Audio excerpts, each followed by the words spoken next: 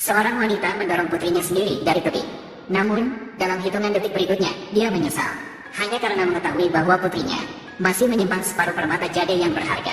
Namun, yang tidak pernah terbayangkan olehnya adalah putrinya yang didorongnya dari tebing tidak hanya tidak mati, malah bangkit dan meminta pertolongan di pinggir jalan. Namun akhirnya karena luka terlalu parah, dia pingsan di depan mobil mewah. Dan pada saat itu, CEO di dalam mobil juga membuka jendela dan melihat gadis itu dengan rasa ingin tahu. Hasilnya, dia menemukan permata jade yang dipegang erat olehnya. Tanpa disangka, dia langsung mengenali bahwa itu adalah gadis kecil yang dicarinya selama bertahun-tahun, yang memiliki permata jade tersebut. Maka dengan segera dia membawa gadis itu ke rumah sakit untuk diobati. Alasan CEO bisa langsung memastikan bahwa dia adalah gadis yang dicarinya selama bertahun-tahun. Ternyata, saat dia berusia 5 tahun, dia pernah bertemu dengan seorang di panti asuhan. Gadis kecil yang ditinggalkan oleh ibunya. Mereka telah membangun hubungan sejak kecil, persahabatan yang sangat erat. Setiap kali dia diintimidasi oleh teman-teman kecil lainnya, gadis itu selalu menyelamatkannya, sehingga mereka mulai saling jatuh cinta sejak kecil.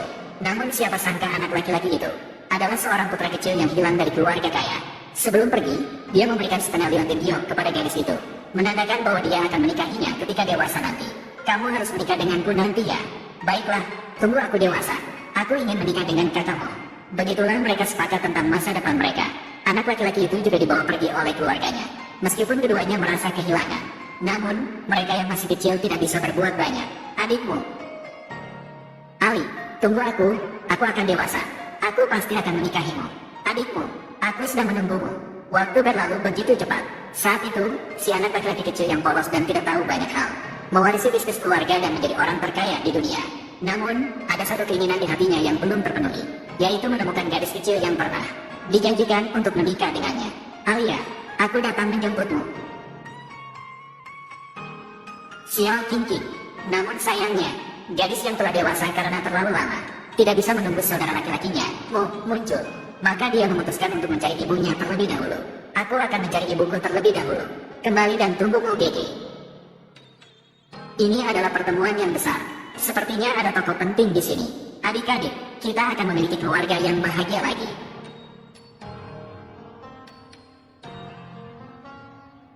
Mungkin karena sudah terlalu lama berpisah. Setelah dewasa, keduanya tidak langsung mengenali satu sama lain, sehingga mereka melewatkan kesempatan untuk saling mengenali kali ini. Sedangkan sang direktur yang datang ke panti asuhan, setelah mengetahui bahwa gadis itu sudah pergi, segera mencari petunjuk. Namun kepala panti hanya tahu bahwa ayah tiri gadis itu adalah seorang pengusaha kaya. Namun petunjuk seperti itu bagi sang direktur sudah cukup. Maka segera mengatur persiapan pesta. Dia meminta semua kaya di kota ini untuk membawa keluarga ke pesta sendiri. Tanpa disadari, gadis baru saja menemukan ibunya dan langsung dipukul olehnya. Siapa ibumu? Cepat pergi dari sini. Aku sudah melakukan ini bertahun-tahun. Bukit yang tak terlihat cahaya, sulit untuk menjadi istri keluarga Su. Kalau kau mengganggu rencana besarku, aku akan membunuhmu. Cepat pergi. Ternyata ibu tidak menjalani hidup yang baik selama ini. Dia takut dengan kehadiran putrinya akan mengganggu mimpinya menjadi istri kaya. Maka dengan cepat ingin mengusir putrinya. Tapi tak disangka masih ditemukan oleh orang kaya. Dia segera menuduh wanita itu sudah memiliki anak, berani menyembunyikan diri. Ibu yang gelisah tidak hanya menyangkal, tapi juga menghina gadis dengan kata-kata kotor. Tidak ada hubungannya dengan dia. Setelah mendengar, gadis itu akhirnya mengerti. Ibu tidak mungkin mengakui dirinya lagi. Tapi ketika dia bersiap-siap untuk pergi, tidak disangka dia dihentikan oleh putri kaya itu. Bahkan dengan wajah ramah mengundang gadis itu untuk tinggal di sini. Tanpa sadar tujuannya melakukan hal ini, tapi tidaklah murni. Yarwu, mengapa kamu meninggalkan si kecil ini di sini? Kamu berbisnis. Bukankah kamu sering menghibur beberapa toko besar? Dia terlihat bagus dan gratis. Menyimpannya mungkin akan berguna bagi kita. Hahaha. Putriku yang baik memang cerdas. Lagi pula dia akan tidur dengan orang lain. Lebih baik biarkan aku mencicipinya terlebih dahulu. Tidak disangka pikiran ayah dan anak ini begitu jahat. Dan gadis yang tidak tahu apa-apa masih berpikir, jika dia tinggal, ibunya akan mengakui dia sebagai putrinya. Siapa sangka dia akan disiksa lagi. Ibu dengan susah payah mendapatkan seorang pria kaya. Dia menandakan diri selama 15 tahun. Baru akhirnya berhasil mengalahkan istri pertama. Hampir menjadi Nyonya Su. Akibatnya, semuanya hancur karena kamu sekarang. Seharusnya aku tidak melahirkanmu. Gadis itu tidak mengerti mengapa ibunya begitu membencinya. Tapi saudara laki-lakimu jelas-jelas memberitahunya. Tidak ada ibu di dunia ini yang tidak mencintai anaknya sendiri.